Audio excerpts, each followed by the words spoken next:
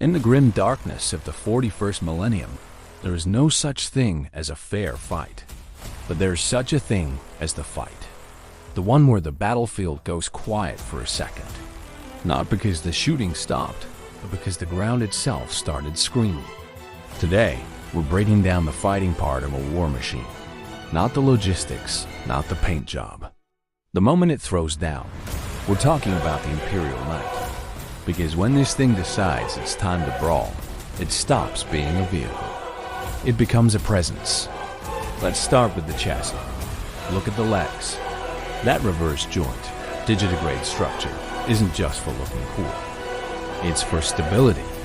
When this thing fires a cannon the size of a tank, those hydraulic pistons lock up, transferring the recoil into the earth. It's a walking earthquake. But the fighting part begins with the shield. That flickering blue disc on the arm, that's an ion shield. It's a directional energy barrier. This forces the knight to fight like a duelist. It can only block from one direction at a time. So the pilot has to read the battlefield. Is the bigger threat the swarm of infantry on the left or the enemy tank column on the right? Choose wrong and the cockpit becomes a tomb.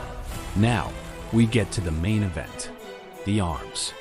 The fighting part of a knight is modular, but in a melee configuration, it's a horror movie. Take the Reaper Chainsword. It's not a blade. It's a mobile industrial saw. The teeth are diamond-tipped, monomolecular edges. When it digs into armor, it doesn't cut, it eats. The sound alone is a psychological weapon. Imagine being a guardsman in a trench. You hear that whine getting louder, and you know that the tank next to you is about to be peeled.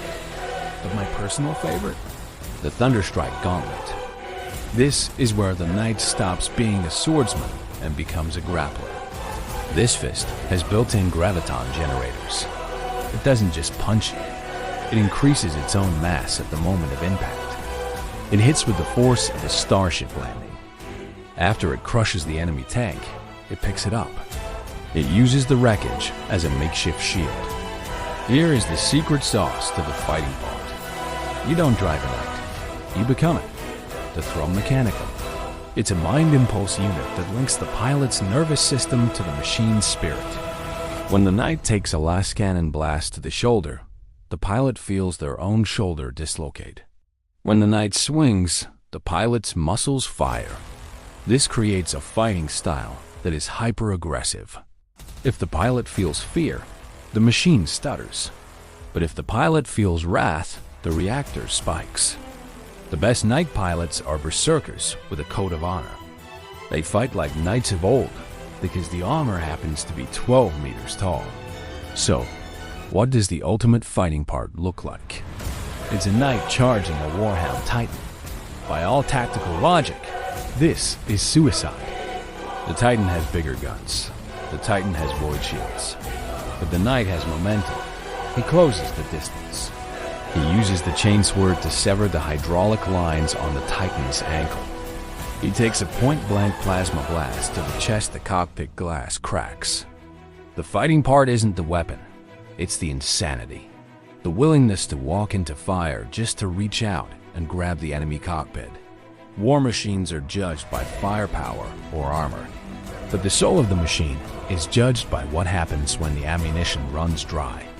A tank is a tool, but a knight? In that moment, it's a warrior. And warriors don't stop fighting until the reactor goes critical or the enemy is ash. Thanks for watching. Lock your shields and load your chainsword. I'll see you on the next one.